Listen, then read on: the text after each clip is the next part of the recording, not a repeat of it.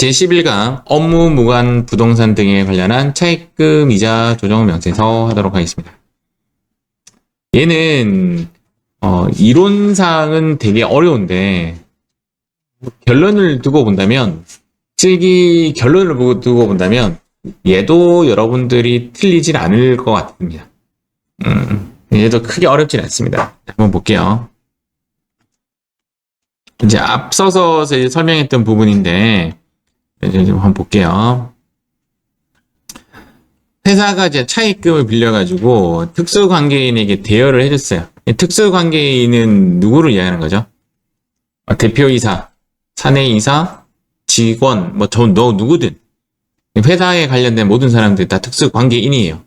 특수관계인에게 돈을 빌려주면 이 돈을 회사를 위해 쓴 것이 아니라 개인을 위해 쓴 것이 되기 때문에 이 차입금과 이 대여금의 비율을 구합니다. 비율. 얘가 이제 만약에 300원이면 얘는 1000원 중에 300원이니까 몇 퍼센트가 되는 거죠? 30% 이렇게. 그 퍼센트를 구합니다. 그것이 그 퍼센트만큼을 이자를 인정하지 않겠다라는 거예요. 퍼센트만큼. 근데 컴퓨터가 계산해 주니까 크게 고민 안 하셔도 돼요. 조금 더 본다면 아까 지금은 몇 퍼센트가 되는 거죠? 얘가 50%가 되는 거잖아요.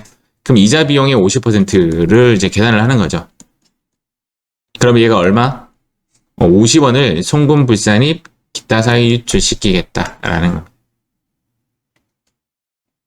그럼 이제 우리가 여기서 이제 무엇을 해야 되냐면 일단은 요 이자 비용에 대해서 이제 이자 비용이 얼마인지를 알아야 돼요. 얘가 얼마인지를 알아야 돼요. 이 문제는 오히려 얘가 더 어려울 수 있어요. 오히려. 요거에 대한 이해가 어렵습니다. 이해가. 근데 이해가 어렵다고 해도 컴퓨터가 알아서 해줘요. 또 얘를.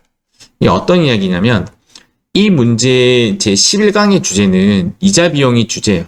그럼 이자 비용이 예를 들어서 이렇게 생겼다고 볼게요. 회사 장부의 이자 비용을 이렇게 잡았는데 이 중에 얘는 야, 너 이자 비용 아니야. 빠져. 이렇게 하는 거죠. 이해가시죠? 야, 너도 이자 비용 아니야. 너 빠져. 이렇게 하는 거죠. 야, 너는 바로 즉시 부인하는 거예요. 이게 퍼센트로 부인하는 것이 아니라, 야, 너는 개인을 위해서 쓴 이자 비용이네. 그럼 뭐로 처리해야 돼요? 상여야. 이렇게 딱 빠지고 나면 이제 이 부분이 남는 거죠. 이해가시죠? 예를 들어서 100원에서 10원, 10원, 10원 빠져가지고 얼마가 나오냐면 70원이 남은 거죠. 그럼 70원이 진짜 이자 비용이 되는 거죠. 거기에 몇 퍼센트? 50%를 송금불산입 기타 시킨다. 이제 이런 내용입니다. 이 수업의 주제는. 그래서 지금 현재는 제가 빠지는 것만 지금 이야기해 드렸는데, 빠지는 것이 아니라, 이자 비용이 아닌 것들도 빠져요. 이자 비용이 아닌 것들. 이제 조금만 다시 한번 해볼게요. 제가 이제 그림만 조금 이해하고 갈게요. 이해가 어려울 수가 있어요. 빠지는 애들이 이렇게 10원, 10원, 10원, 10원, 10원, 10원 이렇게 빠진다고 볼게요. 이자 비용이 실제적으로 기록되어 있는 금액은 100원인데, 이 부분은 이자 비용이 아니고, 이 부분은 이자 비용이 아니고, 이 부분은 이자 비용이 아니고, 뭐 이런 식으로 아까 설명해 드렸죠. 빠져나가는데, 얘는 상여로 처분한다. 얘도 상여로 처분한다. 대부분의 문제가 얘는 상여로 처분한다. 얘는 유보로 처분한다. 뭐 이런 것들이 있어요. 근데 얘는 아무것도 안 한다. 이런 것도 있습니다. 아무것도 안 한다는 말이 뭐냐면 얘는 이자 비용 자체가 아닌 거예요. 그냥 뭐 표현하면 지급 수수료인 거죠. 지급 수수료 비용으로 바뀌었죠. 수수료 비용 같은 경우를 이자 비용으로 처리했다라면 그냥 비용 인정하고 마는 거죠. 이해가시죠? 단 이자 비용 시 부인은 하지 않겠죠. 그래서 얘가 10원이고 얘가 10원이고 얘가 10원이고 얘가 10원이고 10원이면 이자 비용은 실제적으로 리얼 이자 비용은 50원인 거고 여기에 퍼센트 몇 퍼센트를 곱해서 송금불산이 기타 사유 유출시킨다. 그래서 우리가 배우는 것이 뭐냐면 상여, 유보 이렇게 배우고 얘는 시험에 잘 안 나와요. 아무것도 안 한다가 내용상 한번 볼게요. 하나 더 좀 설명해 드리면 이 이자 수익을 받든 안 받든 상관없어요. 무조건 대여해줬다는 이유만으로 무조건 송금불산입이 되는 겁니다. 알겠죠? 얘는 문제에 영향력을 미치지 않는다라고 보시면 돼요. 이자 수익은 특수관계인에게 이자 수익을 받았던 안 받았던 상관없이 특수관계인에게 돈을 대여한 것만으로 퍼센트가 바로 나와요. 자, 내용 한번 보겠습니다. 차입금의 이자는 원칙적으로 법인의 순자산을 감소시키는 거래로서 송금에 해당한다. 자, 요거 한되어 있습니다. 손금에 해당합니다. 경비에 해당한다. 그러나 특정 용도에 사용된 차입금, 얘를 뭐라고 하냐면 건설자금이자가 가장 대표적으로 나와요. 우리 프로그램에는 건설자금이자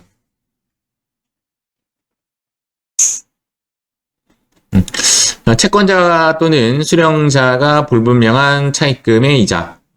그래서 이제 나중에 이제 우리가 배우겠지만 채권자, 수령자가 불분명한 차입금 이자는 전부 다 상여 처분하고요. 이제 이게 어떤 이야기냐면 이제 법인이 실제적으로 이제 누구에게 돈을 이자를 내고 있습니다. 이자 비용을. 이해가시죠? 그래서 법인세가 묻는 거죠. 야, 니 지금 누구한테 이자 비용을 내고 있어? 라고 물어보는 거죠. 이해가시죠? 법인이 뭐라고 하냐면 가르쳐 줄 수가 없어. 가르쳐 주는 듯이 나는 혼나. 나는 죽을 수도 있어. 비밀을 유지해야 돼. 그게 채권자 불분명입니다. 이해가시죠? 또 다른 말로 수령자 불분명에 대한 차입금이죠. 야, 그러면 이거 대표이사가 먹는 것으로 보겠다. 이렇게 보는 거죠. 이해가시죠? 그래서 상여 처분합니다. 또는 이 돈이 특정 용도에 사용된 차입금이라고 하면 특정 용도라는 것은 어디 특수한 데 돈이 들어갔다는 거죠. 가장 대표적인 게 건설자금이자. 건설자금이자는 우리는 나중에 뭘로 처리하죠? 건물로 처리하겠죠. 맞죠? 얘는 결론적으로 뭐로 처리한다? 유보 처리합니다. 그래서 상여, 유보입니다. 딱 하나만 이제 기타 사유줄이 나옵니다. 그래서 한번 보여드릴게요. 그래서 요 말을 해석하면 이렇게 돼요. 여기 우리가 이자 비용이라고 했던 놈 중에 얘 빼고 상여, 얘 빼고 상여, 얘 빼고 유보, 나머지가 얘입니다. 업무 무관 자산을 보유하고 있는 경우의 차입금 이자는 송금불산입 기사 처리한다. 이제 이런 내용입니다. 내용은 조금 어려울 수 있어요. 프로그램은 되게 쉽습니다. 지급이자 송금불산입 적용 순서라고 하는데 이렇게 외우면 됩니다. 채수건업입니다. 우리 채소가 건강에 좋아요? 육류가 건강에 좋아요? 채소가 건강에 좋죠, 맞죠? 채소를 먹으면 건강이 업이 된다. 왜 이 순서대로 송금불산입이 되어 있는 순서인가? 라고 한다면 그냥 관행적으로라고 대답을 합니다. 옛날부터 이렇게 해왔기 때문에 또는 법인세가 이렇게 시켰기 때문에 채수건업 사실은 순서가 큰 필요가 없더라고요. 실기할 때는 컴퓨터가 알아서 해주기 때문에 얘는 이제 이론형인 거죠.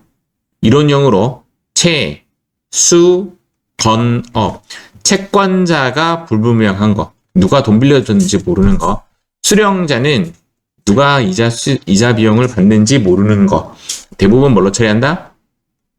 상여. 요거 밑에 거 잠깐만요. 상여고 건설자금 이자는 뭘로 처리한다? 유보. 얘는 뭐냐면 아까 퍼센트 있죠? 아까 100원에 곱하기 50%를 송금불산입 기타 사유 유출시킨다. 주제가 얘죠. 현재 수업에 대한 업무 무관 부동산 등에 관련한 까지가 아니라 이자 비용이죠. 차입금 이자니까 이자 비용을 조정한다라는 이 내용은 사실 요것을 묻는 거예요. 기타 사유 유출. 근데 얘가 뭐냐면, 이제 채권자 불분명 사채 이자 부분에 대해서, 어쨌든, 누구에게 원천 징수를 했던 그 부분에 대해서 내가 회사가, 법인 같은 경우에는 그 사람이 원천 징수를 해서 신고하는 방향이 아니기 때문에, 불분명이기 때문에 회사가 스스로 신고를 합니다. 그래서 그 원천 징수 분만은 상여 처분하는 것이 아니라 기타 사유 유출로 처리합니다. 살짝, 실기를 보면 조금 더 이해가 가실 건데 제가 실기를 살짝 보여드릴게요. 그냥 부용만 하시면 됩니다. 여기 보시면 제가 세무조정에 들어가서 지금 뭘 입력할 거냐면 채권자 불분명을 한번 입력 한번 해볼게요. 여기에 제가 채라고 해서 입력 한번 해볼게요. 채하고 누르니까 요런 게 뜨죠. 여기 한번 볼게요. 이렇게 지금 현재 보니까 채권자 불분명이 두 개 뜨죠. 맞죠? 그러니까 시험 칠 때 안 틀릴 거예요. 걱정하지 마세요. 채권자 불분명 사채이자가 얘는 원천세 제외분이고 얘는 원천세 분이죠. 아까 원천세 분은 뭘로 칠한다고요? 기타 사유줄로 처분한. 원천세 제외분은 상료로 처분. 이렇게 안내가 되어 있습니다. 문제에서 얘는 원천세 부분이다, 얘는 원천세 제외 부분이다 라고 이야기해줘요. 그래서 이 부분 때문에 여러분들이 틀릴 일은 없을 것 같다라는 것이 제 생각이 됩니다. 그래서 요것도 중요하긴 중요한데 컴퓨터가 안내를 해주기 있기 때문에 그게 어려워하지 않을 것 같아요. 다음 페이지. 자, 전체적인 그림, 아까 제가 드렸던 부분인데, 이 전체가 이제 이자 비용이라고 할게요. 이자 비용인데 즉시 송금 산입이라는 것은 아무 세무 조정하지 않고 그냥 경비 인정하는 거. 아무것도 하지 않는 거. 아무것도 하지 않는 걸 제가 좀 다른 표현으로 그냥 그 문구가 나오면 화이트로 칠해도 이 문제는 변화가 없다라는 거죠. 화이트로 칠한다는 말은 이 문제랑 전혀 상관이 없는 부분입니다. 얘가 나오면 좀 어려울 수 있어요. 헷갈릴 수 있어요. 얘가 나오면. 얘가 이제 가장 대표적으로 뭐냐면 기상지연현이라는 이렇게 외웁니다. 저는. 안 나올 거예요, 시험에는. 안 나온다고 확정 지으면 안 되죠. 그렇죠? 그래서 기상지연현이라는 5가지가 있습니다. 5가지가 있고, 그 다음 채권자 불분명 사치 이자는 뭘로 처리한다고요? 상여. 원천세 부분은 기사. 그 다음 아까 수령자 부분 불분명 채권 증권의 이자도 상여. 건설자금 이자는 유보. 하고 남은 놈 가지고 비율을 따져가지고 송금부산입 기사 이렇게 시킨다 이 말입니다. 여기 적혀있네요. 기상지연현. 상은 아니에요. 이렇게 5가지입니다. 기상지연현. 여기까지 시험에는 잘 안 나올 것 같은데 설명을 해드릴 거예요. 기상지연현. 한 번 나온 적 있어요. 한 번 나온 적 있어요. 근데 왜 상을 적었냐면 이렇게 외우면 좀 오래 가죠. 이게 어떤 이야기냐면 내가 국세청이란다. 기상청을 약간 디스하는 말이라서 말을 조심히 해야 되는데 요즘 기상청이 되게 안 맞죠. 요즘 어제 비 온다고 했다가 오늘 비 안 오는데 오늘 비 안 온다고 해놓고 오늘 비 오고 이러죠. 맞죠? 기상이 늦어지는 현상 이렇게 외우시면 되죠.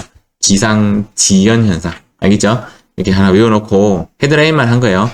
즉시 송금불산입, 즉시 송금불산입, 즉시 송금불산입. 얘는 송금불산입을 계산해서 한다. 자, 요거 암기 순서도 외우세요. 채소를 먹으면 건강이 업이 된다. 채수건업. 개인 사업자 같은 경우는 수령자 불분명 채권이 없기 때문에 채건초업 이렇게 봅니다. 혹시 여러분들 세무회계 2급 이런 거 시험 치면 개인 소득세에서 송금불산입 순서는 채건초업이라는 것도 나와요. 왜냐하면 여기는 수령자 불분명 채권 증권인데 개인은 채권이나 증권을 발행할 수가 없거든요. 주식회사가 아니기 때문에. 그래서 얘가 빠지고요. 채수건업에서 얘가 빠지고 채건의 얘는 뭐냐면 초과인출금이라고 합니다. 초과인출금 부분에 대해서도 이자를 인정하지 않아요. 예, 채건초업이라는 단어를 씁니다. 참고로 알고 계시면 되고 우리 시험은 이제 법인이기 때문에 채수건업 이 순서 암기하시면 되겠습니다. 자, 이자 비용으로 보지 않는 거 아까 이야기했던 기상이 늦어지는 현상, 기상지연현 이렇게 되죠. 그래서 이자 비용으로 보지 않고 즉시 송금이니까 아무 세무 조정 없이 문제에서 나왔을 때 화이트 칠하고 없애도 된다라는 그런 뜻인데요. 이 문제는 잘 안 나올 것 같고 이 286페이지는 앞에 이론집입니다. 이론집. 실기집에는 안 나와요. 실기집에 안 나오는데 일단 기가 뭐냐면 좀 조심해야 될 게 이 기가 기업 구매자금 대출이에요. 기업 구매자금. 이 단어랑 비슷한 기가 나오거든요. 문제. 요 기가 아니에요. 잘 안 나오는 문제라고 했어요. 잘 안 나오는 문제. 기업 구매자금 대출금이 뭐냐면요. 이런 겁니다. 회사가 내가 지금 아이폰을 파는 회사야. 그러면 일단 뭘 사야 되죠? 아이폰을 사야지. 이해가죠? 아이폰을 살 돈이 없어. 은행에 가서 내가 아이폰 파는 회사인데 아이폰 팔게 돈 좀 빌려줘. 그럼 은행이 이렇게 하죠. 야, 이거 니 딴 데 쓰면 안 돼. 너 집에 가져가면 안 돼. 니 혹시 부동산 투자하는 데 쓰면 안 돼. 꼭 아이폰 사는 데만 써 하고 대출하는 것이 기업 구매 자금입니다. 알겠죠? 이 회사의 주력 상품을 사기 위한 대출금을 기업 구매 자금 대출이라고 합니다. 그 농협이나 이런 데 사이트 들어가면 기업 구매 자금 대출하는 방법 해가지고 뭐 이렇게 나옵니다. 조금 좀 특이한 대출이죠. 어음이 두 가지가 있습니다. 상업어음하고 금융어음이 있습니다. 금융어음은 실제적으로 돈을 빌리는 거죠. 돈을 빌리는 거죠. 이해가죠? 상업어음은 여러분들이 알고 있는 실제적으로 상거래에서 발생한 어음이에요. 즉 우리가 대변에 상품 매출, 차변에 받으러옴 할 때 그 받으러옴이 상업어음인 거죠. 돈을 대여해주고도 어음이라고 어음을 받을 수 있잖아요. 그거는 금융어음. 얘는 상업어음. 상업어음에 대해서 그 할인료 싸게 해주는 것은 이자 비용이 아니라 매출채권 처분 손실입니다. 근데 이 문구가 그 실질적으로 여러분들 회계 2급 공부했을 때 처음에 공부할 때 첫 창기에 나와요. 매출채권 처분 손실이라는 단어가. 기억나십니까? 어음을 배울 때 그 책 문구로 찾아가 보시면 뭐라고 되어 있냐면 이렇게 되어 있어요.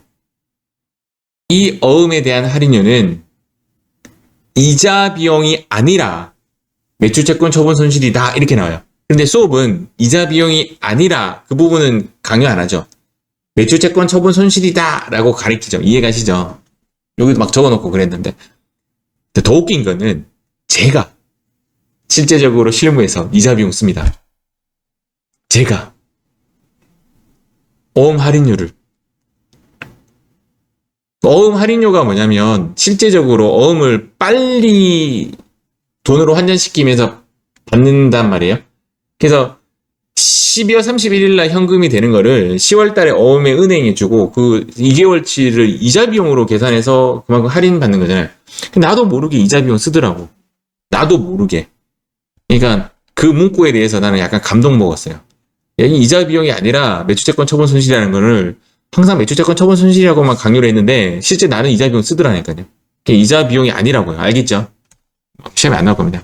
지급 수수료는 우리가 알고 있는 이제 수수료 비용을 써야 되는데 이자 비용으로 쓴 경우를 이야기하는 거예요. 연지급 수입이자는 저도 이런 사례를 잘 모르겠는데 이제 뭐 실질적으로 본 적이 없어서 인터넷 뒤져보니까 내가 예를 들어서 이제 기름을 사는 거죠. 기름을 살 때 한 방에 사고 돈 주고 사고 돈 주고 이런 게 아니라 막 샀다가 나중에 돈을 한 방에 지급하는데 막 살 때 환율이 막 차이가 막 날 거 아니에요. 맞죠? 그 환율 차이에 의해서 생기는 이자라고 하더라고요. 그것은 매입 비용에 넣어야 된다. 이렇게 되어 있어요. 그러니까 그 물건을 살 때 들어갔던 비용으로 본다. 이런 거고. 현재 가치 할인 차금 상각액이라는 것은 미래에 돈을 1억을 받을 것을 지금으로 가치를 따지니까 9,900만 원이라는 거죠. 그 100만 원 차이는 현재 가치 할인 차금이라는 계정 과목을 써야지 이자 비용이 아니다라는 겁니다. 이 빨간색 두 개가 아마 시험에 나왔던 애들인 것 같아요. 거의 안 나옵니다. 거의 안 나오는데 기업 구매 자금 대출이랑 연지급 수입 이자는 이자 비용으로 보지 않으니까 혹시 문제에 나오면 화이트로 칠해서 없애버려라 이 이야기입니다. 중요한 파트가 아니에요. 알겠죠? 중요한 파트가 아닙니다. 그래놓고 되게 중요한 것처럼 설명을 하고 있습니다. 맞죠? 안 중요합니다.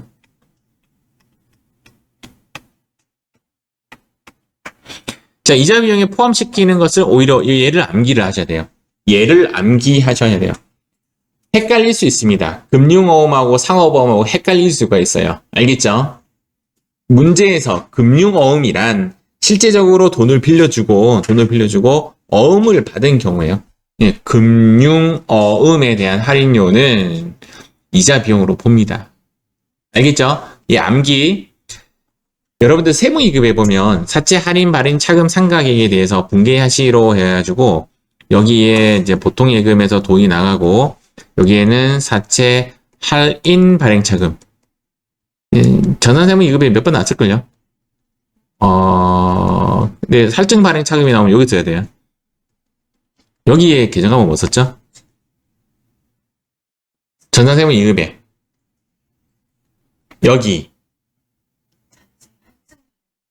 여기는 할인 발행 차금 상각액이니까 반대로 써야 돼. 그 전산세무 2급 결산 문제에 나왔을걸요? 사채 할인 발행 보통 예금에서는 액면 이자로 나가고 사채 할인 발행 차금액은 액면 이자와 유효 이자의 차이를 적고, 요것도 금액이 얼마인지 이야기해 줍니다. 할인 발행 차금은 원래 태생이 왼쪽이잖아요. 그러니까 상각액은 오른쪽으로 상각을 해줘야 돼요. 그래서 이렇게 얘를 뭐라 쓰죠? 이자 비용이라고 쓴다고. 요 문제가 답이 된 게 한 두 문제 있었을걸요? 그래서 얘는 결론적으로 뭐라고요? 이자 비용이다 이 말입니다. 알겠죠? 이자 비용. 금융 리스료는요, 내가 이제, 리스는 이제 빌리는 거잖아요. 그래서 회사가 이제 내가 기계장치를 살 거야. 그러면 기계장치를 그 은행에서 사가지고 빌려주는 건 운용 리스라고 하고요. 야, 니 이거 꼭 기계장치 사야 돼 하면서 돈을 빌려주는 것은 금융 리스라고 합니다. 그 금융 리스에 대한 이자 상당액도 이자 비용이 맞다 이 말입니다.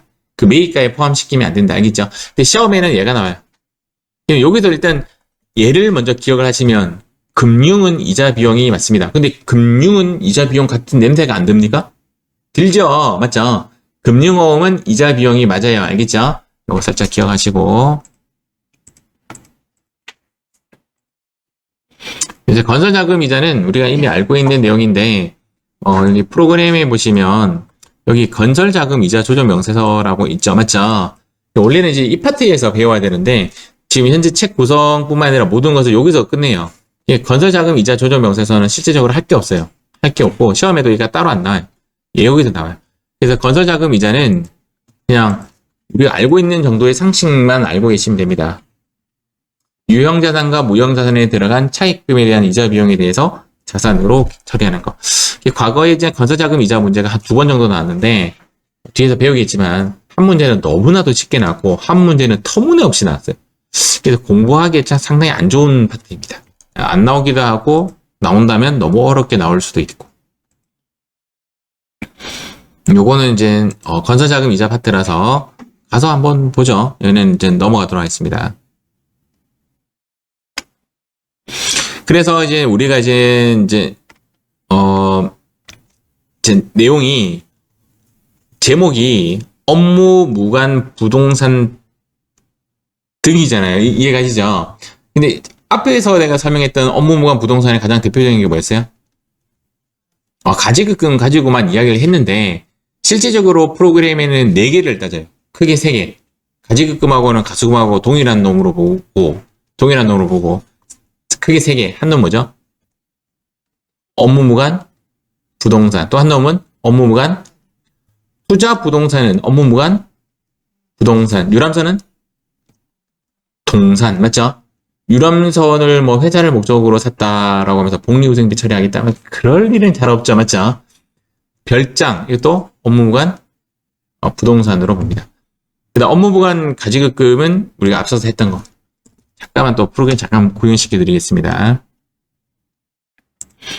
여기 보시면 여기에 이제 크게 이제 3가지인데 4가지로 되죠. 업무 무관 부동산. 여기에 이제 투자 부동산 적으시면 되고 업무 무관 동산 이제 탭 이렇게 탁 눌러서 이렇게 하시죠.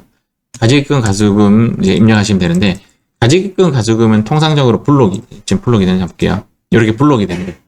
근데 이게 블록이가 어디서 불러오는 거냐면 얘가 작성이 되었을 때 불러오기가 됩니다. 가지급금 인정이자 조정 명세서에 있는 데이터를 불러옵니다. 지금 현재 요 2개 데이터를 이렇게 불러옵니다. 이해가시죠?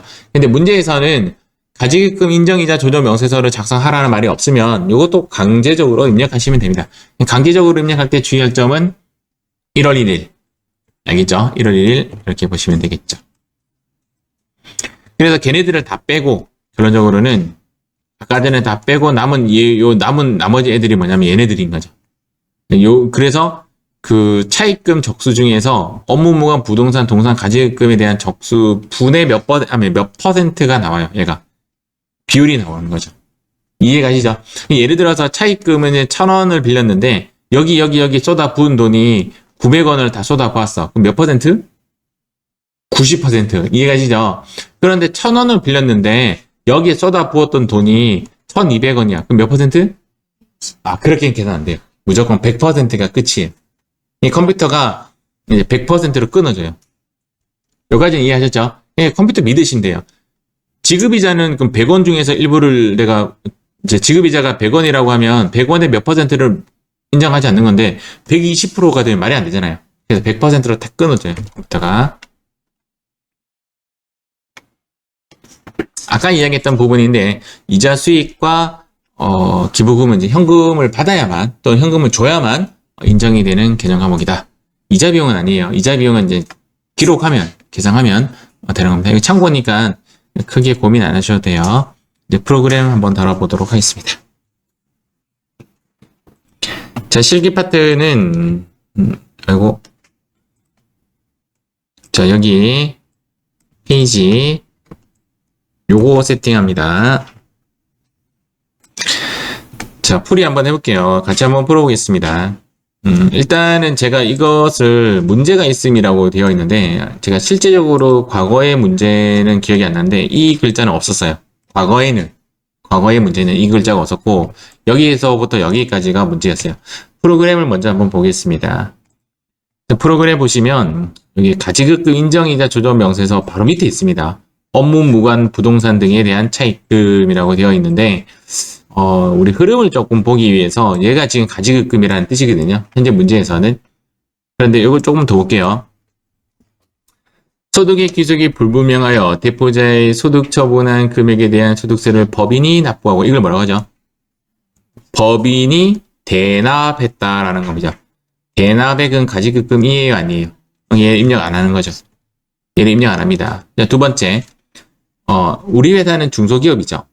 중소기업의 주택 구입 또는 전세 자금 대여액도 가지급금이 아닙니다. 그러면 얘는 가지급금이 없는 거죠. 그러면 문제가 성립이 안 됩니다. 가지급금이 없는데 어떻게 송금불산이 퍼센트가 나와요? 안 나오는 거죠. 이해가시죠? 그런데 문제가 얘를 다 끼웠어요. 이 대리는 지배주주 등에 해당하며 요즘 드라마 킹 더 랜드의 아들이 처음에 직원으로 행세를 하잖아요. 걔예요, 걔. 구원이에요, 얘가 구원. 이해가시죠? 구원이 지배주주잖아요. 무슨 말인지 아시겠죠? 이게 지배주주니까 얘는 주택 구입 자금은 직원에게 빌려준 게 아니라는 거 우기는 거예요, 이 문제에서. 이해가시죠? 그래서 얘는 주주예요, 주주. 주주에게 빌려준 거는 가지급금이다 라고 표현하는 겁니다. 그래서 일단은 우리 문제상 요거 한번 열어볼까요? 가지급금 인정이자 조정 명세서. 가지급금 인정이자 조정 명세서에 이대리 하나 적죠? 대리라고 하고 이대리. 억지로 한번 적어보는 겁니다. 억지로 적어보는 거고 10월 15일 2번 10월 15일 4천만원 여기까지만 한번 작성 한번 해보죠. 자, 여기 4천만원까지 작성하고 우리가 얘를 이자 수익을 받았니 안 받았니 CV 안 하고 그냥 저장 버튼 상태에서 저장 버튼이 없네요. 꺼볼까요? 뭐 저장할까요? 말도 없네요. 자, 업무 무관 부동산 등에 대한 차입금 이자 조정 명세서 얘를 이제 엽니다. 그래서 불러오기 한번 해볼게요. 가지급금 가서 불러오기. 그러면 이렇게 4천만 원이 들어와요. 근데 실질적으로 이 문제는 여기에 직접 입력해라 라는 뜻이었고 저는 그냥 흐름을 한번 보여드린 겁니다. 이해가시죠? 그래서 10월 15일 지급 4천만 원 이렇게 한 가지의 가지급금을 입력한 거죠. 퍼센트 계산하려고. 그 다음에 이제 차입금을 적어야 되겠죠. 차입금. 그래서 요게 업무 무관 부동산, 동산, 가지급금, 가수금 요거 입력이 끝나고 나서는 갑지로 갑니다. 이렇게 갑지로 갑니다. 갑지로 갑니다. 그럼 얘가 지금 가지급금 적수가 계산이 되어서 적수라는 개념 알죠? 곱하기 365로 한 거예요. 하루당 계산이 아직 안 한 거예요. 얘를 이제 여기에서 업무 무관 부동산, 동산, 가지급금이 아까 분자에 들어가는 애들이죠. 이해가시죠? 지금 뭐 하냐면 이제 분모에 들어가는 애들과 곱하기 지급이자를 이제 입력을 할 거예요. 커서가 여기 가 있잖아요. 그렇죠? 커서가 여기 가 있고 요거 잠깐 설명해 드릴게요. 요거 보는 거 혹시 뭐 아시겠지만 여기 첫 번째 요 칸이 뭐냐면 요겁니다. 이해가시죠? 두 번째 요 칸이 요 수령자 불분명입니다. 이해가시죠? 그럼 요 첫 번째 칸이 뭐라고요? 건설자금 이자가 되죠. 이해가시죠? 밑에 거는 시험에 안 나오니까 이거 빼고. 그래서 채권자 불분명 사채 이자의 지급 이자를 여기 적는다 이 말입니다. 이거는 자동 계산되는 거고, 수령자 불분명 사채 이자의 지급 이자를 여기 적는다. 이제 이런 뜻이고요. 일단은 이제 문제부터 볼게요. 연 15% 150만 원, 차입금 1000만 원, 채권자 불분명의 사채이다라고 되어 있다 맞죠? 채권자 불분명 사채이고 입력할 때는 주의할 점이 원천 징수세액을 따로 입력하지 않습니다. 원천 징수세액 포함해서 일단 입력하고 세무 조정할 때 쪼개집니다. 알겠죠? 네, 요거 두 개만 먼저 보는데 잠깐만 볼게요. 잠깐만. 내가 1000만 원 돈을 빌렸어요. 요것도 이해 목적이 이제 컴퓨터가 해줘요. 1000만 원 돈을 빌려서 곱하기 이자율 몇 퍼센트죠? 15%를 곱하면 이게 뭐 간단하니까 저렇게 곱하면 얼마 나오죠? 이자 비용이 나오죠. 자, 이자 비용을 세법에서는 뭐라고 표현한다고요? 지급이자라는 표현을 한다고요. 이해가죠? 이자 비용이 얼마가 나오죠? 150만 원 나오죠. 그러면 우리가 얘를 이렇게 넘기는 걸 뭐라고 해요?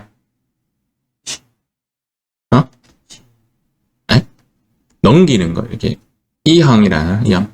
이항. 그러면 이자 비용을 이제 넘겼어요. 나누기 넘어가면 얘가 곱하기 나누기가 되죠, 맞죠? 이자율 하면 뭐가 나올 거야? 차입금이 나오죠. 여기까지 이해했죠? 우리가 입력을 이자 비용하고 이자율을 넣으면 차입금이 나와요. 그래서 여기 보면 이자율하고 지급이자 넣으면 얘가 자동으로 계산이 돼요. 그래서 여기에 이자율 몇 프로? 15%. 자, 지급이자는 150만 원 이렇게 넣으면 차입금 적수가 나와요. 이게 1000만 원 곱하기 365 한 거예요. 알겠죠? 얘 자동 계산이고 그 다음 얘가 채권자 불분명이니까 전부 다 뺄 건데요. 여기 뺄 건데 일단 넣어볼게요. 시키는 대로. 컴퓨터가 알아서 해주니까 이게 150 넣었어요. 이거 왜 여기 넣냐면 채권자 불분명 사채이자 여기니까.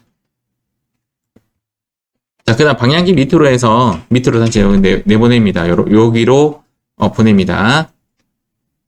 자, 이번에는 이자율 몇 프로? 자, 5%의 지급이자 얼마? 100만 원. 차입금 적수 계산됐고 얘는 미완공 건물 신축이니까 건설자금이자다 맞죠? 건설자금이자는 건설자금 여기죠. 여기 여기에 100만 원 다시 빼버립니다 라는 표현을 했어요 제가. 자, 여기 이제 마지막입니다. 방향키 밑으로 한 3번 정도 때리시고 몇 퍼센트? 6%. 얼마? 180만. 요 흐름에 대해서 제가 설명해 드릴게요. 일단은 지급이자가 결론적으로는 이만한 정상적인 이자죠. 맞죠? 현재 내용은 이런 거예요. 이자가 430만 원이 있어요. 여기. 430만 원이 있는데 그 중에 150만 원은 자 150만 원은 야 너 상녀야. 이해가죠? 그 다음 요거 100만 원은 야 너는 유보야. 그렇죠. 남은 놈이 이제 얼마가 남는 거죠? 180이 남는 거죠. 요 흐름만 볼게요. 여기까지 흐름을. 430만 원에서 150만 원 빠지고 100만 원 빠져서 그렇지. 180만 원 남았고 180만 원이 여기 된 거죠. 맞죠? 그래서 180만 원 곱하기 하는 거야. 자, 180만 원 곱하기. 너는 상여, 즉시 송금 불산입 했고 너는 유보, 즉시 송금 불산이 유보시켰고 남아있는 180만 원 중에서 자, 차입금 적수도 요 세 가지가 아니라 얘만 차입금 적수가 되죠. 얘네들은 빠지죠. 그래서 10950 이 세 가지 합이 얘거든요. 얘에서 얘 빠지고 얘 빠져가지고 얘만 남은 거죠. 얘가 지금 여기 간 거죠. 얘가 분모예요. 분모. 10950000000 중에서 312000000 대충 한 몇 퍼센트? 한 30% 정도 되죠. 30%만큼이니까 180만 원에 30%면 얼마 되죠? 한 50만 원 정도 되는 거예요. 180만 원 중에 30%가 얘가 이제 우리가 지금 구하려고 하는 송금 불산입 기사입니다. 컴퓨터가 다 해주기 때문에 안 어려운 거예요. 컴퓨터가 다 해주기 때문에. 그래서 얘는 상여, 얘는 유보, 얘는 기사인데 얘 조심해라고. 원천 징수 분하고 원천 징수 제외분이 있는데 F3 누르시면 이렇게 세 가지가 딱 떠 있어요. 그럼 얘부터 한번 해볼게요. 얘가 뭐냐면 송금불산입 기사입니다. 그래서 지급이자 뭐 이렇게 치면 여기 업무 무관 자산 지급이자 얘는 기타 사유출로 처리합니다. 자, 채권자 불분명 사채이자 입력 한번 해볼게요. 채권자 불분명 사채이자는 자, 채권자라고 치면 두 가지가 있단 말이에요. 맞죠? 채권자는 이렇게 두 가지가 있단 말이에요. 이 부분은 이제 보면서 문제를 이제 보는 거죠. 원천 징수 세액 부분이 231000이 있다, 맞죠? 그러면 원천 징수 부분이 얘죠. 밑에 거 선택해 주시면 얘는 기타 사유출로 뜨고 얘는 얼마다? 23100. 그러면 이제 나머지가 제외분이거든요. 요거에서 요거를 빼면 되죠. 그래서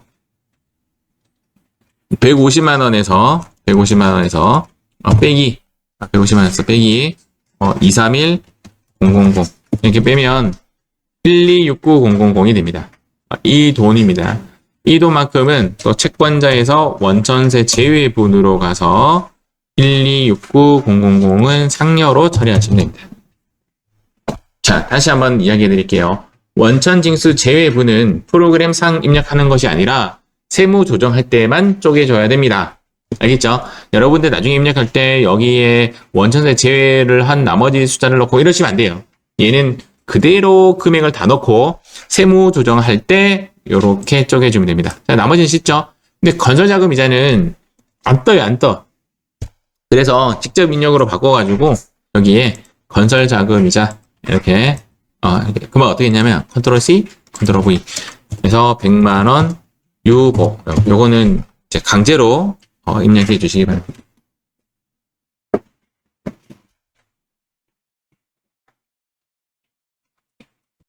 자, 이렇게 해서 끝났습니다. 네, 끝났고 정답은 이제 얘가 정답이고 얘가 정답이고 얘가 정답인 거예요.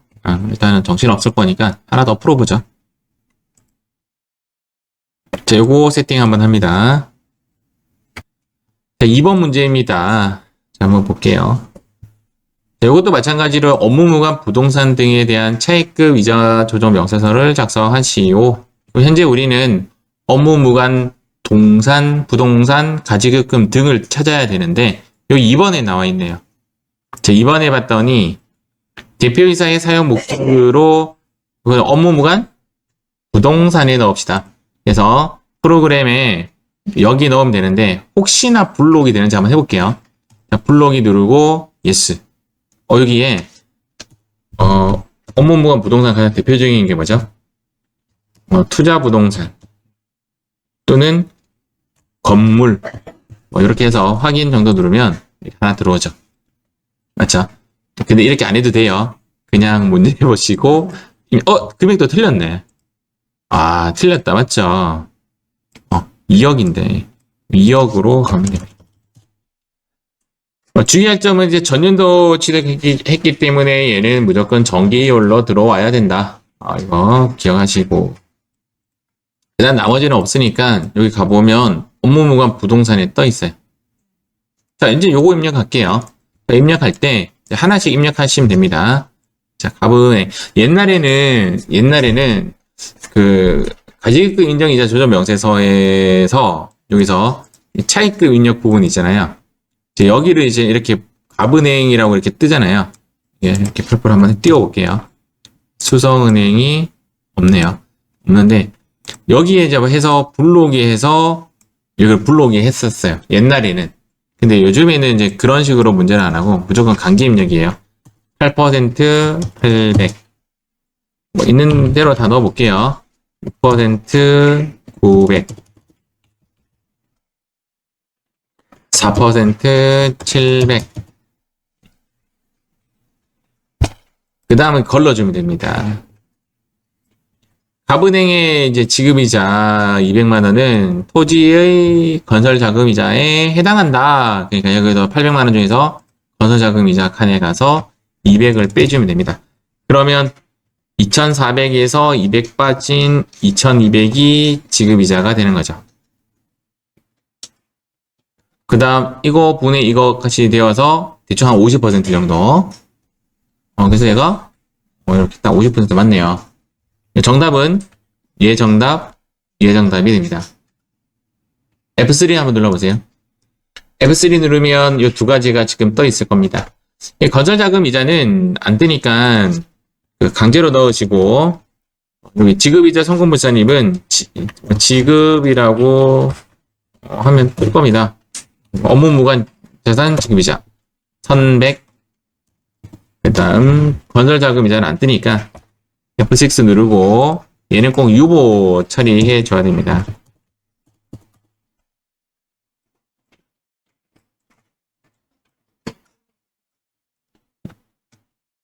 이렇게 하면 되죠? 이렇게 하시면 됩니다.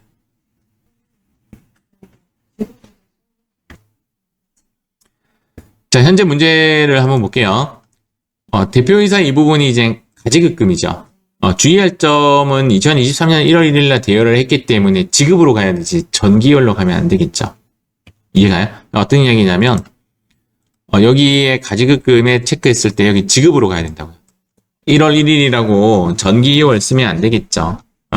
지급으로 가야 되고 이제 가지급금 입력 후 갑지에 가서 이 세 가지를 다 입력하는데 얘는 이제 결론적으로 뭐죠? 채권자 불분명이잖아요. 원천 징수하지 않아야 하였기 때문에 얘는 다 상여를 넣어주면 됩니다. 그래서 1,400만 원만 채권자 불분명으로 넣고 나머지는 이제 그대로 가면 되죠. 그러면 이제 정답은 상여와 기사가 정답이 됩니다. 근데 F3 눌렀을 때 상여와 기사가 되는 거죠. 제가 아까 이거 동영상 찍을 때 몇 페이지다라는 말을 안 한 것 같은데 했나?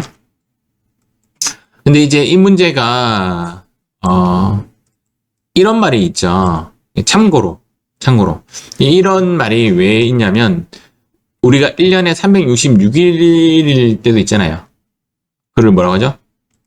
윤달일 때가 있잖아요. 여기 보시면 요거 있죠. 요것을 체크하는 문제는 나온 적은 없어요. 근데 연일수 누르고 여기 윤달을 체크하면 이제 금액이 좀 달라지겠죠. 하루치. 이해가시죠? 이런 문제입니다. 자, 이번에는 금방 449페이지 했으니까 466페이지 요거 하겠습니다. 자, 466페이지 풀어보도록 할게요. 이 문제는 지금 원천징수 세액이라는 부분이 떴다 맞죠? 떴고 자, 밑에 보니까 대표이사는 업무와 관련 없는 대여금으로서 얘는 가지급금 맞죠? 업무와 관련 없는 대여금이기 때문에 가지급금으로 보고 본인 학자금 대여액은 가지급금으로 보지 않는다. 얘는 입력하시면 되죠.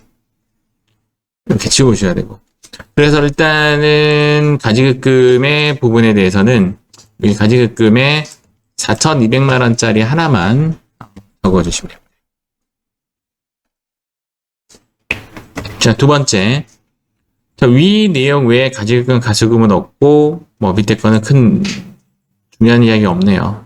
자, 아랫부분 됐고요. 이제 위에 가니까, 자, 여기도 주의할 점. 원천 징수세액이 있다 하더라도 우리는 입력은 240만 원으로 입력해서, 전액 다 입력해서 처리한다.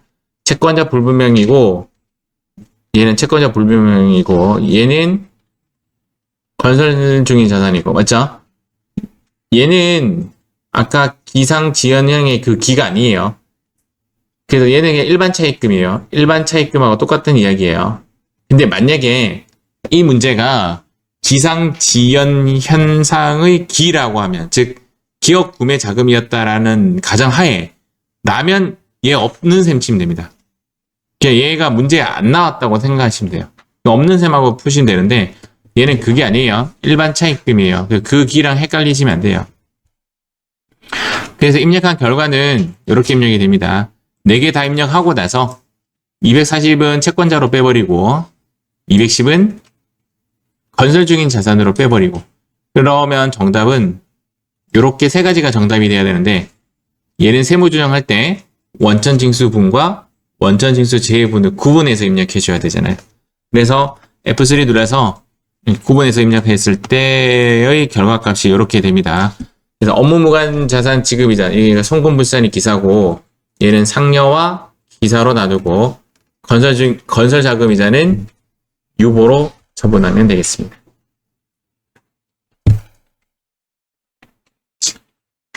다시 한번 강조하지만 요거는 요 2개는 세무 조정할 때만 쪼개주는 겁니다. 알겠죠? 나중에 되면 요거 쪼개서 입력하시는 분이 있거든요. 그렇게 하시면 안 됩니다. 자, 이번에 510페이지 한번 해보겠습니다. 자, 현재 문제 풀이하겠습니다. 자, 밑에 보니까 가지금, 가수금은 그냥 있는 대로 다 입력하시면 되고 얘가 이제 차변이고 얘가 대변이기 때문에 요것 때문에 여러분들이 헷갈리지 않을 것 같아요. 숫자를 잘못 적는다고 해도 그냥 가지급금 가서 차변 대변의 모습을 띄고 있고 가수금 가도 이제 가수를 해야 여기 가수라고 밑에 2번 나온다 맞죠? 가수를 해야 대변에 뜨고 내가 모르고 3번 상환하면 차변으로 숫자가 뜨기 때문에 여러분들 이것 때문에 틀리진 않을 것 같아요. 그 다음 업무와 관련 없는 토지가 이제 투자부동산이라고 해서 취득 여기 잡았습니다. 업무부가 부동산과 가지급금 가수금이 있는데 여기 가니까 역시 가지급금 가수금은 합해서 나오죠. 맞죠? 가지급금 등 이렇게 되어 있고 업무부가 부동산이 되어 있습니다. 그 다음 요 밑에 거는 별 중요한 건 없고 자 여기 봤을 때 이제 사채 할인 발행 차금 금융어음은 이자 비용이 맞다. 금융 땡땡땡땡 금융 리스 금융 뭐뭐뭐뭐 금융 어음 이해하시죠? 이자 비용 맞다. 사채 할인 발행 차금도 이자 비용 맞다. 맞고 그러나 사채 할인 발행 채권자 불분명 사채 이자는 상여로 처분해야 된다 맞죠? 3가지 다 입력하고 얘만 채권자로 빼버렸습니다. 맞습니까?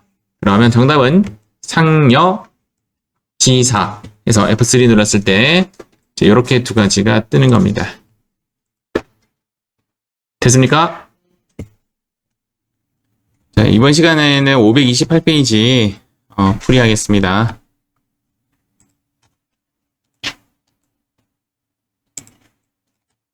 자, 현재 문제에서 상단에 보다시피 재무상태표 내역이 이렇게 나오면 프로그램에서 하단에 이렇게 넣어주시면 됩니다.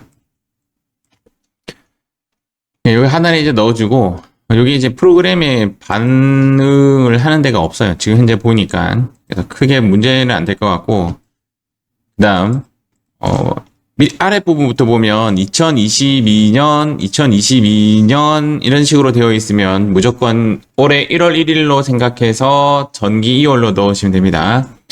그래서 2022년 가장 최근 문제죠. 10월 1일 날 이렇게 되어 있지만 입력은 가지급금을 선택한 상황에서 1월 1일 전기 2월로 이렇게 입력하시면 됩니다.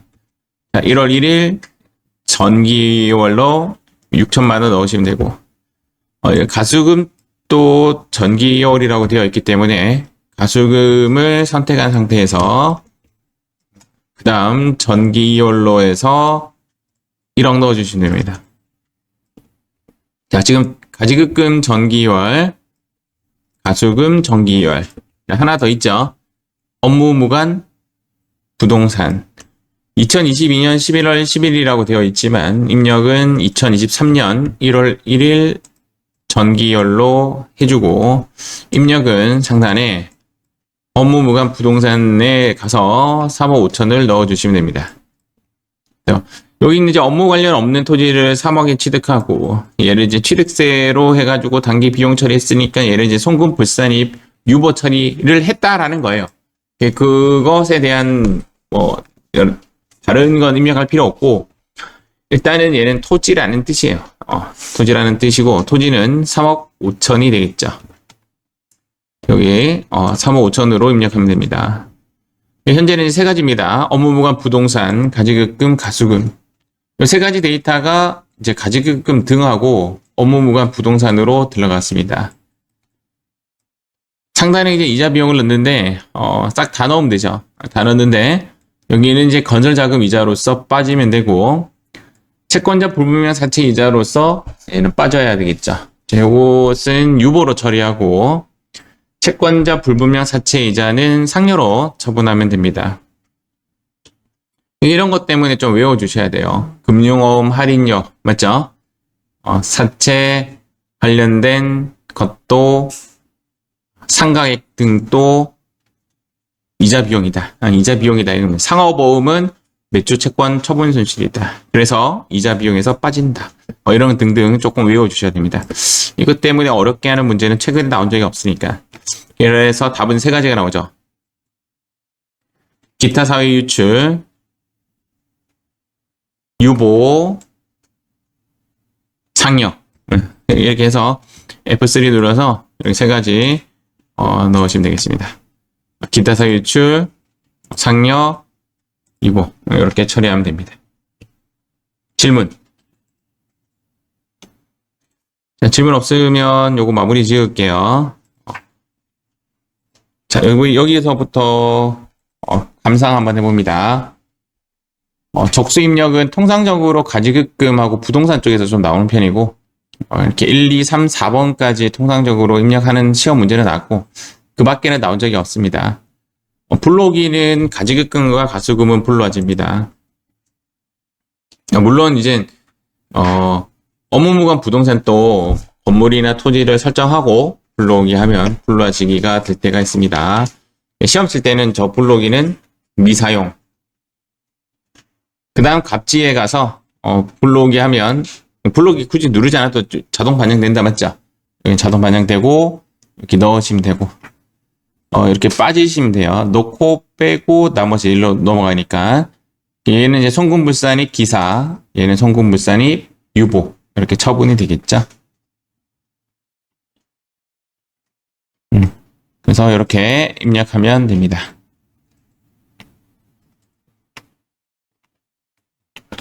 여기 옛날 이야기라서 뭐 이렇게까지는 생각하지 않아도 되는데 옛날에는 이제 채권자 불분명 사채 이자의 소득세, 지방소득세를 직접 계산해서 원천징수분과 원천징수 제외분을 계산해서 넣었던 시절이 있었어요. 요즘에는 이런 식으로 문제 안 나오니까 그냥 참고로만 알고 계시면 됩니다. 현재 문제에서 좀 강조는 안 했는데 가지급금에 대한 이자 수익을 받았다 뭐 이런 문구가 있을 수가 있습니다. 문제에서 가지급금에 대한 이자를 받았는지 안 받았는지는 의미가 없습니다. 이미 내가 업무와 관련 없는 돈으로 나갔기 때문에 이자 수익을 받았든 안 받았든 아무 문제가 없습니다. 아무 관련이 없습니다. 그런 문구가 나오면 없는 셈 치면 됩니다. 건설자금 이자는 자동으로 안 불러지니까 직접 입력해서 강제로 입력한다. 여기 이제 최근에 나왔던 문제에서 이제 따온 글자인데 한번 읽어보겠습니다. 저당권 실행과 기타 채권을 변제받기 위해 취득한 내가 이제 어떤 이야기냐면 내가 어디 돈을 빌려줬는데 돈을 안 갚아서 다른 물건으로 받은 거죠. 이해가시죠? 그쪽 이제 A가 내가 이제 채권을 나한테 돈으로 줘야 되는데 돈을 안 주기 때문에 내가 이제 자산을 취득하게 된 거죠. 취득한 자동차와 선박 항공기는 취득한 지 3년이 지나지 않았다 하더라도 업무용으로 인정받을 수 있게 되었다. 비업무용이 아니다 이 말입니다. 이거는 괜찮다. 이게 그러니까 업무무관 부동산, 업무무관 동산에 넣지 않는다 이런 이야기입니다. 이해가시죠? 채권을 변제받기 위해서 받은 동산이나 부동산 등은 업무무관이 아니다 이 말입니다. 그런 문제가 만약에 나온다면 여기에 넣지 않는다 이 말이죠. 채권을 변제받기 위해서 받은 부동산과 동산 등은 여기에 입력하지 않는다. 업무용으로 인정되었다. 돈을 변제받기 위했던 거니까 변제받기 위해 취득한 이겁니다. 업무용으로 인정받을 수 있게 되었다. 자, 요거는 또 중요한 거죠. 뭐 했던 거지만 가지급금으로 보지 않는 거. 첫 번째 대납액. 대납액이라는 글자를 기억하시고 퇴직금 전환금 같은 건 이제 시험에 안 나올 것 같고 우리 사주라는 말이 나오면 일단은 가지급금으로 보지 않는다. 그 다음 가불금. 요건 시험에 나왔던 애들이고요. 흑자금. 얘도 시험에 나왔고요. 경조사비도 알고 계시겠죠? 경조사비 또는 학자금 이렇게 되어 있는데 학자금은 시험에 나왔어요. 학자금은 가불금도 시험에 나왔고 학자금도 시험에 나왔고 가지급금으로 보지 않는다라는 말은 입력하지 않는다라는 이야기죠. 입력하지 않습니다. 그 다음 이제 법이 최근에 바뀐 거죠. 중소기업 직원에 대해서 주택 자금에 관련된 또는 전세 자금에 관련된 대여액도 가지급금으로 보지 않는다. 과거에는 가지급금으로 봤어요. 근데 이게 새로 나온 법입니다. 6번. 그래서 이 파트에서 이제 중요한 거죠. 가지급금으로 보지 않는 거는 얘는 꼭 암기를 해 주셔야 됩니다. 그래서 이제 앞서서 나왔던 내용과 조금 더 비교해서 말씀드리면 이제 이런 거죠. 채권 변제를 받기 위해서 받은 선박, 항공기, 기타 자산 등은 입력하지 않고, 그 다음 이번에 봤던 가불금, 학자금, 경조사비, 중소기업 직원에 대한 전세자금, 주택자금 등등은 가지급금으로 보지 않는다. 즉 입력하지 않는다. 그거 좀 기억하셔야 되겠죠. 우리가 지금 관련된 문제가 다 까망이에요. 어렵게 문제가 나온 게 없어서 그런데 그렇게 크게 어려운 건 아닌 것 같아요. 어쨌든 제10강하고 제11강은 좀 이어지는 부분이다 라고 보시면 됩니다. 2022년도 책에도 뭐 색깔이 다른 게 없다 맞죠? 옛날 문제 회차에서 조금 어렵게 나왔었다 이렇게 보시면 됩니다. 자, 이렇게 해서 제11강 업무 무관 부동산 등에 관련한 차입금 이자 조정 명세서는 마치도록 하겠습니다. 뿅.